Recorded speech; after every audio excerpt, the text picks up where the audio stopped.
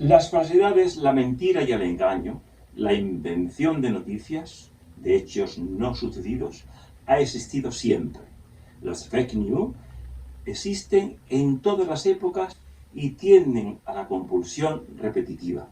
Son estereotipos de los que echar mano para explicar hechos complejos y fomentan equívocas ideas de que estamos abocados a lo peor. Los linchamientos físicos o intelectuales o reputacionales siempre se hacen en grupo. En nuestra época fomentan un fundamentalismo indigenista que divide y oculta lo individual, las personas, para levantar mitos y resentimientos. Saber de dónde venimos y conocer y aceptar nuestra historia en toda su complejidad y riqueza fortalece nuestra existencia individual y colectiva.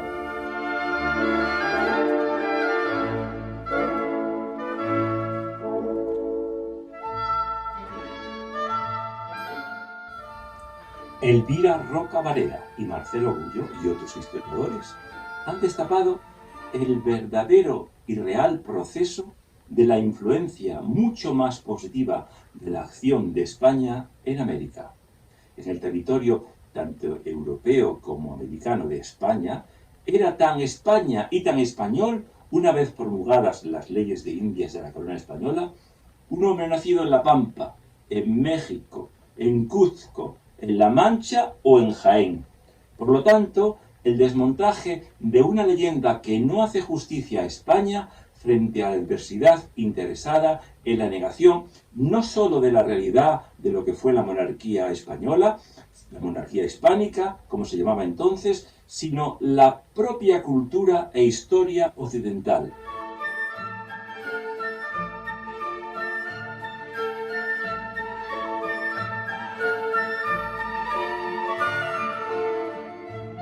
Y como afirma la directora de la Real Academia de la Historia, Carmen Iglesias, los españoles llevaron consigo a América las raíces de la cultura griega, romana y cristiana que configuraron Europa, como escribiera Luis Vila del Corral.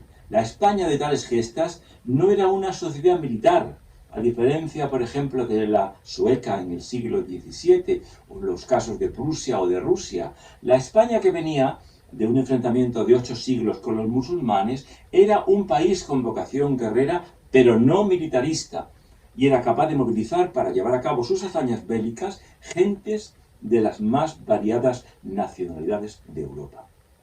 Y por ello, en todas las campañas, tanto en Europa como en América, gentes y figuras de distintas procedencias se reunían bajo la bandera del rey de España, la universalidad y la igualdad de todos a un lado y al otro del océano Atlántico, como súbditos del monarca español, en un sello especial de la monarquía hispánica, y aunque nada puede ser idílico, nada tuvo que ver con las tergiversaciones maliciosas y falseadas, con los datos y las fuentes históricas.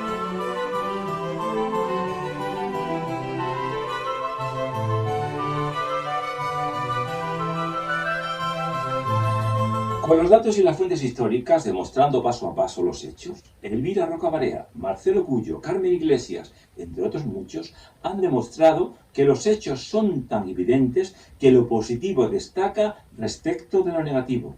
No hay nada por lo que pedir perdón.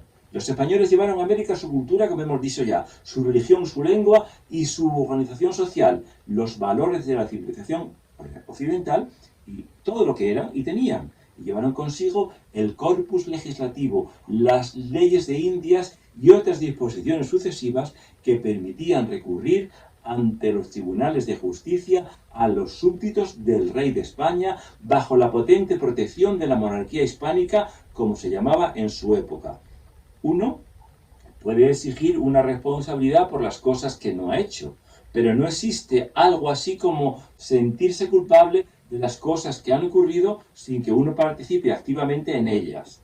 La culpa es estrictamente personal y se refiere a un acto, no a intenciones. El sentirse culpable de lo que hicieron otros, padres, antepasados, etc., es solamente metafórico y puede llevar a un falso sentimentalismo, donde todo quede difuminado.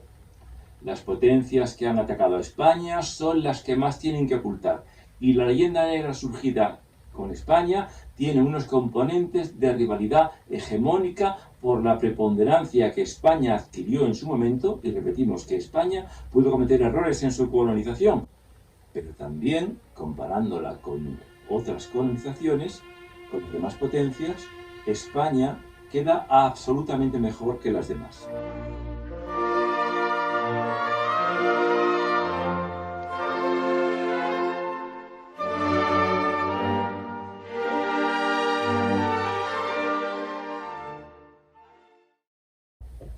Decía el profesor Luis Sencillo en su libro El Estado sin dolor, que no se puede partir de una extracción idealizada de los seres humanos, ni de un inexistente derecho natural como hemos apuntado en algún vídeo anterior.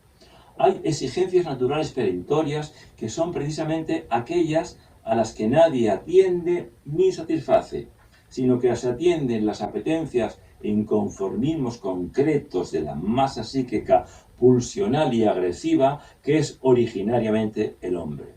Y exactamente igual que la del primer tiempo de la historia arcaica y de la hominización del hombre, la comprensión de un continente tan complejo como Europa y de sus derroteros políticos ha de hacerse a partir de la descripción histórica de su evolución.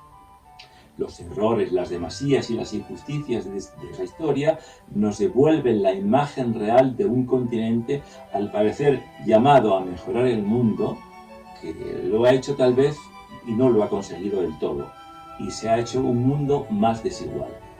España, en su evolución histórica como potencia colonizadora, en las Indias nunca hubo colonias. El mestizaje ha sido y debe ser el gran orgullo diferenciador, contrario a todo racismo. Y si se han cometido errores como en toda obra humana, los aciertos han sido muchos y más que los errores.